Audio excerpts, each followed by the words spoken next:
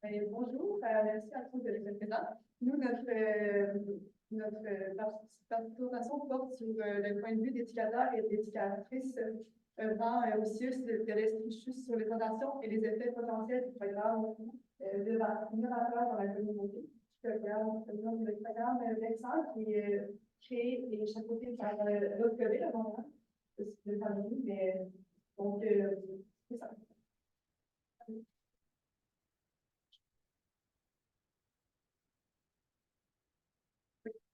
Donc, on est différents auteurs à collaborer au travers de la présentation et dans le projet également. Donc, moi-même, Catherine, qui m'aide beaucoup dans plusieurs facettes de mon mémoire. On a Eve Pouliot, qui est la directrice de mon mémoire et qui chapeaute la grande recherche.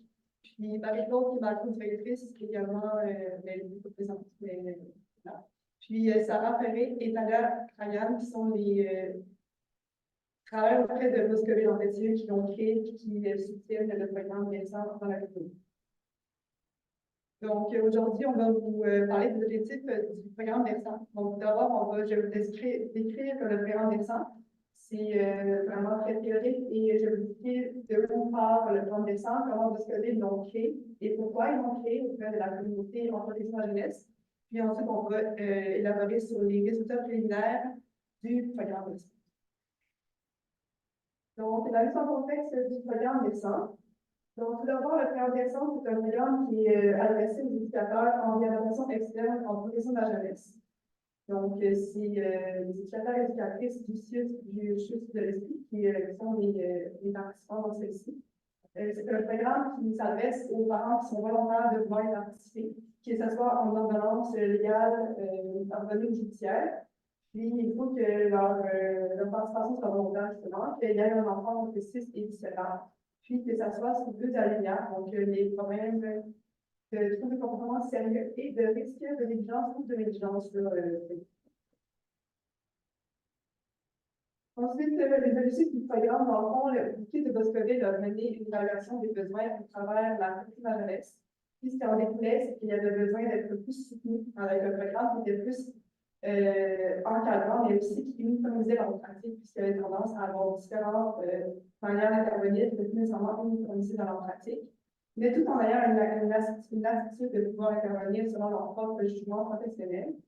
Donc, le programme Vincent a pour but de pouvoir les soutenir là-dedans, tout en leur laissant la latitude de pouvoir utiliser différents outils qui sont présents dans le programme dont je vais vous parler par la suite. Le but principal du programme, justement, c'est aussi d'améliorer le fonctionnement social et familial de la famille par 4 grandes facettes. Donc, d'améliorer leur organisation familiale, la cohésion familiale, la gestion et la résolution de problèmes, ainsi que la communication entre les membres de la famille.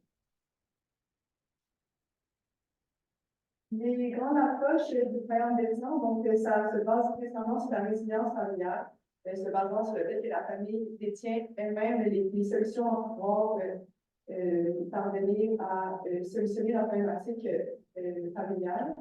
Puis, le but, c'était justement qu'au lieu de faire de l'intervention individuelle, comme on a tendance à faire en protection, souvent avec le jeune décidé par la problématique ou les parents.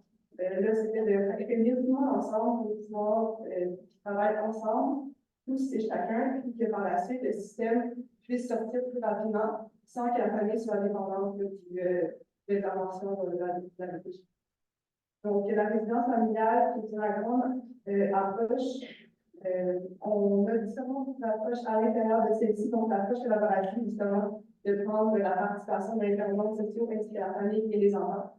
Les facteurs communs qui étaient vraiment importants, qui sont des prédispositions à la réussite du programme, on a une alliance thérapeutique et l'engagement de la famille, puis un modèle intégratif du fonctionnement familial comme outil. Donc, le programme ici, le programme, rapidement, ça s'étend sur une longue séquence. Donc, tout d'abord, les éducateurs ont comme mission d'évaluer les besoins familiaux, puis de faire une espèce de camp conceptuel, je vais vous en revenir, avec toutes les difficultés que la famille a pour vraiment décider sur quoi travailler précisément. Puis, donc, ça, c'est la phase préparatoire. Ils ont des entrevues aussi à faire auprès des parents, des enfants, ainsi que la famille en soi. Puis ensuite, elle leur permet de savoir sur quoi ils vont travailler pour le résultat de l'intervention. Les modes d'intervention, c'est une durée approximative de 12 semaines pour les besoins des familles et des jeunes. Donc, il y a une intensité qui est plus intense au début. Donc, on a 2 rencontres en présence avec la famille ainsi qu'un téléphone pour avoir une grande impact de changement par celui-ci. Ensuite, selon les besoins, ça diminue. On va faire une synthèse, on va faire un plan d'intervention, toujours en collaboration avec les TS de l'application des mesures, évidemment, si TS il y a. Puis ensuite, si besoin, on fait un deuxième bloc un peu moins intense, juste pour continuer les apprentissages, puis pouvoir se dégager de la famille sans qu'elle soit dépendante.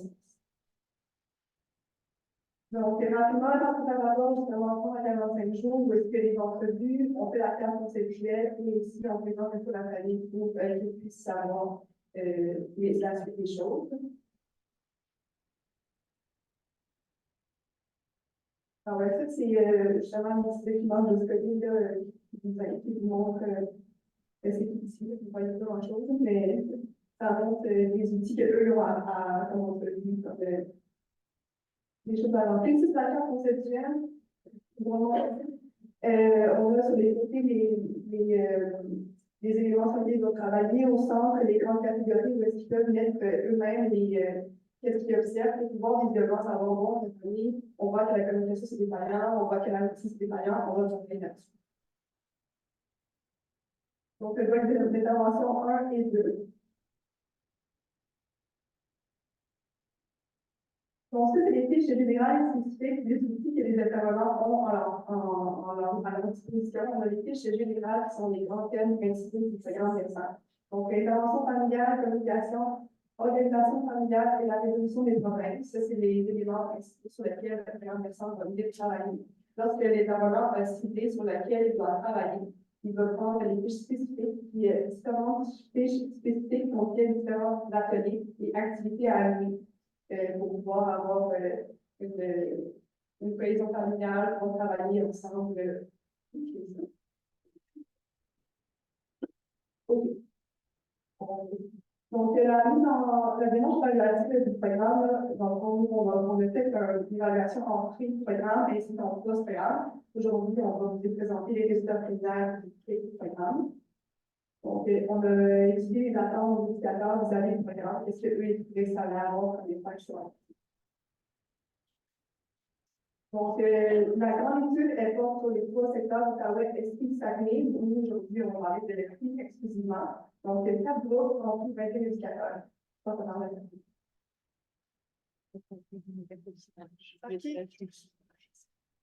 non, c'est pas grave. On va parler plus des résultats. Ça vient aussi rester. Donc, le profil des éducateurs qui ont participé aux entrevues de groupe, là, 7 répondants sur 10 identifiés au genre féminin. 43 sont âgés de moins de 40 ans, 67 détiennent un diplôme d'études collégiales, 71 ont une formation en éducation spécialisée, puis 71 ont plus de 10 ans d'expérience en protection de la jeunesse.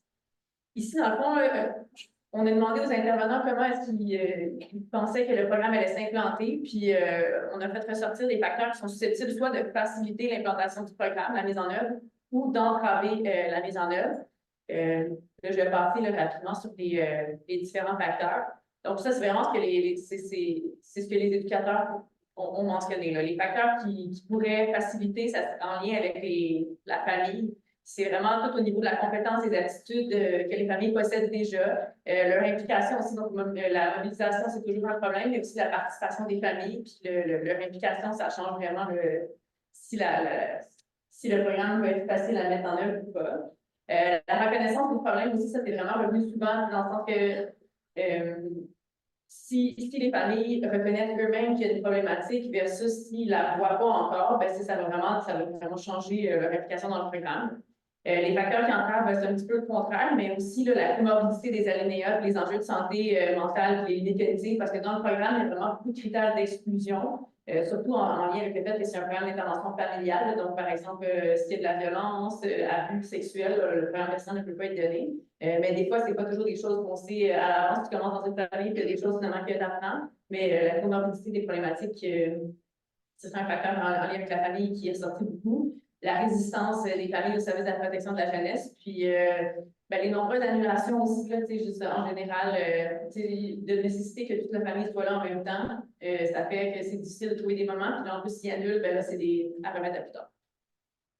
Les facteurs liés aux éducateurs, ben, les facteurs qui faciliteraient, c'est la motivation là, des éducateurs, leur disponibilité, leur capacité à établir des limites, puis de vrai 5 minutes,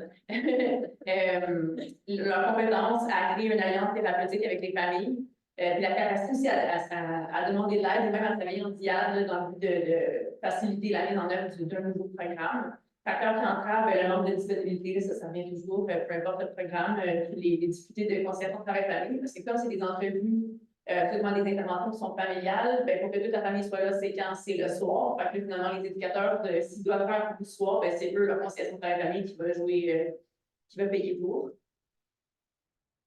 Les facteurs liés à l'équipe psychosociale, donc les travailleurs sociaux, ben, en général, la collaboration, ça peut être complexe, aussi la disponibilité des travailleurs sociaux. Les facteurs qui facilitent, ben, d'après si les travailleurs sociaux sont aussi formés, parce que la formation a été beaucoup donnée aux éducateurs qui travaillent à l'externe, donc en réadaptation externe. Et donc, de collaborer avec les TS qui n'ont pas nécessairement suivi la formation, ben, ça peut être un facteur qui entraverait, mais qui faciliterait s'ils sont formés eux autres aussi. Puis, la favorisation d'un travail de partenariat dès le début, peut-être en assignant dès que les dossiers sont assignés, là, de faire un partenariat avec les TS, ça pourrait être facile. Facteur qui entrave, comme toujours, à la protection de la jeunesse, ben, c'est le roulement personnel, puis la difficulté générale d'avoir des travailleurs sociaux disponibles pour les différents dossiers. Les facteurs qui sont liés au programme, ben, il y en a beaucoup qui disent comme quoi les outils sont clairs. C'est vraiment un clé en main, ce programme-là. Fait que tu as autant des ateliers que ton guide d'entrevue pour faire les différentes interventions. Fait que les éducateurs avaient suivi déjà la formation, fait que se sont prononcés là-dessus. Fait qu'ils ont dit comme quoi ben, les outils sont clairs, sont simples à utiliser, c'est un clé en main, c'est positif. La possibilité d'adapter le programme aussi, oui, c'est un clé en main, mais tu ne vas pas tout faire, c'est pas tous les besoins, c'est pas toutes les activités que tu vas faire, fait que tu peux vraiment facilement faire un peu un pick and mix. Puis, les facteurs qui entravent, ben, des fois, c'est la lourdeur de certains documents, là, parce que quand tu arrives, le cartable de formation est quand même assez grand, c'est impressionnant. Puis les critères d'inclusion, comme tu dis, d'exclusion, parce que des fois, tu veux mettre en place récent, puis finalement, ben, les critères t'en empêchent, ou d'aller limiter l'accès au programme pour les différentes familles qui pourraient en bénéficier. L'intensité de service, c'est long, c'est beaucoup de rencontres qui sont d'intervention familiale. Donc, ça c'est vraiment revenu souvent l'intervention familiale que les éducateurs considèrent comme étant peu réaliste avec certaines familles. Le contexte organisationnel, les problèmes en général liés au contexte organisationnel en protection de la jeunesse, c'est des facteurs qui pouvaient entraver l'horaire déjà chargé, le manque de soutien. À plus long terme aussi, ils suivent la formation, Bosco les soutiens, mais après, quand Bosco sera plus dans le décor, là, c'était une inquiétude. Puis les facteurs qui pourraient faciliter, c'est la flexibilité, l'ouverture de la communication de l'information au sein de l'organisation, mais aussi l'ouverture des gestionnaires et tout à les soutenir durant l'implantation. Je laisse ça pour les retombées anticipées. Donc, les retombées, là, on a demandé aux éducateurs s'ils pouvaient nous dire qu'est-ce qu'ils pensaient que ça allait avoir comme impact le programme au niveau de eux-mêmes, de l'intervention, ainsi qu'au niveau des familles directement. Donc, pour eux-mêmes, ils croient que ça va avoir une meilleure collaboration entre eux-mêmes et l'équipe psychosociale, ainsi que l'approche plus sécurisante pour les nouveaux, souvent qui viennent de l'école et qui sont jetés tout seuls dans la protection, mais ils sont un peu laissés à eux-mêmes pour ça qu'ils s'encadrent dans leur structure de travail. Intervention, donc, plus facile au niveau de leur objectif, travail facilité justement par l'approche sécurisante et ça va uniformiser leur travail. Puis, au niveau des familles, une meilleure cohésion familiale, une ouverture entre les membres de la famille, d'accepter une communication plus libre et plus participative et moins jugeante pour pouvoir s'asseoir ensemble et discuter des problématiques qu'elles vivent ensemble. Puis, une amélioration des diminutions de risque de placement, c'était justement un début de post-COVID, que ça soit moins présent, puis que les jeunes soient moins déplacés plusieurs fois dans leur parcours de protection de la jeunesse. Donc, par la suite, les prochaines étapes à venir, donc, on fait aussi un travail de famille suivi au niveau des notes évolutives de PIGE. Et c'est en cours on fait des notes pour voir un peu les dossiers fermés, pour quelles raisons, combien de temps elles ont été suivies, le nombre de cas, tout ça, c'est à analyser. Ensuite, l'analyse des entrevues de poste, est-ce que c'est terminé? Il reste à juste coacher tout ça ensemble, on va rester le sacrifice maximum si c'est pas fait, puis ça reste, c'est déjà terminé également. Puis, on fait du programme avec Stéphanie, c'est la mémoire de Catherine Grégoire. Elle va parler aux familles et aux jeunes, savoir leur expérience de programme, si ça les a aidés. Sinon, qu'est-ce qu'elle peut recommander pour améliorer le programme. Voilà, c'est tout.